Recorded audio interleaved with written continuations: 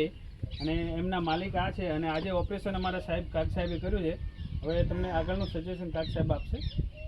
નમસ્કાર પશુપાલક મિત્રો, પહેલાં તો હું વારંવાર વિડીયો બનાવતો હોઉં છું એ પશુપાલકને માર્ગદર્શન માટે.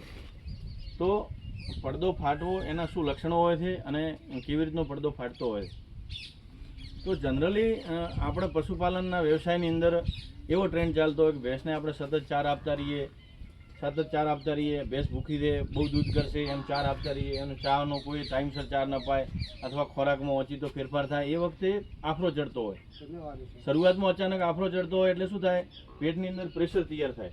એ પ્રેશર તૈયાર થતાં ભેંસની અંદર એક જન્મજાત એની ખોડ છે એમ ભગવાને આપેલી કે જે નીચેના ભાગમાં પડદો નબળો હોય છે. એટલે વધારે પડતું છાતીમાં દબાણ આવે પડદાની અંદર એટલે નીચેના ભાગમાં પડદો ફાટી જતો હોય. અથવા તો પછી ભેંસ કોઈ લોખંડ છે, આવા બધા લોખંડ છે, પથ્થર છે, આવા બધા ધારવાળા તીક્ષ્ણ ધારવાળી વસ્તુ ખાય એના કારણે એ પડદાને કોણું પાડીને પડદો ફાટી જતો હોય. તો આના માટે શું તકેદારી રાખવી? તો પશુ માલિકે પશુને 2 ટાઈમ ચારો આપવો જોઈએ, સવાર અને સાંજ 2 ટાઈમ આપવો જોઈએ. ઓચિતો ફેરફાર ઘાસચારામાં ન કરવો જોઈએ.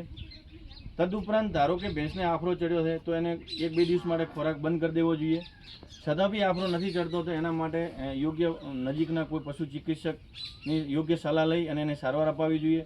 છતાં બી આફરો નથી ઉતરતો તો ભાઈ તમારે શું કરવું જોઈએ કે એનું નિદાન કરાવવું જોઈએ કે ખરેખર છાતીનો પડદો તૂટવાના કારણે આ પ્રોબ્લેમ થયો છે કે ઘાસચારાનો વધારે પડતો ભરાવો પેટમાં થઈ ગયો છે એના કારણે થયો છે. જો ઘાસચારાનો વધારે ભરાવો થઈ ગયો અને તમે ઝાડાની દવા આપો ચાલે, પરંતુ ટ્રેન્ડ એવો ચાલે છે કે ભાઈ આપણે ભેંસને આફરો ચડે એટલે એને ગમે એમ કરીને ઝાડા કરાવો, છોડનું દૂધ પાવવું, આ ચીકુડીના પાંદડા પાવવા, જે તે મતલબ ઝાડા માટેના પીણા પાવવા. તો જેને છાતીનો પડદો તૂટી ગયો હોય ને તમે ઝાડાની દવા આપશો, વધારે પડતી ઝાડાની દવા આપશો તો શું થશે, ભેંસ મોઢાથી છોણ કાઢી નાખશે અને એના કારણે ન્યુમોનિયા થઈ જશે અને એમાં પછી અમને ઓપરેશન માટેનો કોઈ ચાન્સ રહેતો નથી. કારણ કે આ છાતીના પડદાના ઓપરેશનમાં ફેફસા જે છે ને એ મહત્ત્વનો રોલ ભજવે છે.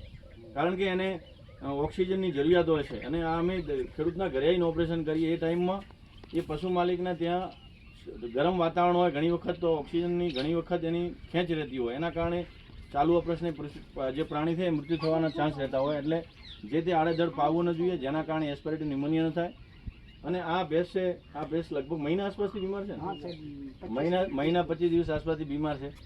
તો એમને જે અંતરિયાળ વિસ્તારમાં રહેતો ખેડૂત હોય એને ખબર નથી હોતી કે આની અંદર કંઈક ઓપરેશનના ડૉક્ટરો આવે છે, આનું ઓપરેશન ખેડૂતના ઘરે થઈ શકે છે, એમને કોઈ માર્ગદર્શન હોતું નથી.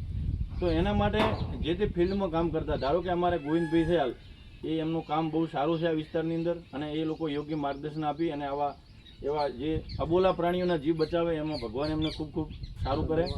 અને પશુ માલિકને પણ ખરેખર ધન્યવાદ છે કે આટલા નાના માણસ આટલા ઓપરેશન કરાવી અને પશુની પાછળ આજ 30-40 હજાર ખર્ચો કરવો હોય કોઈ સિમ્પલ વસ્તુ નથી અને ભગવાન ભરોસે મહેનત કરતો હોય તો એને ખૂબ ખૂબ એમને બી આભાર.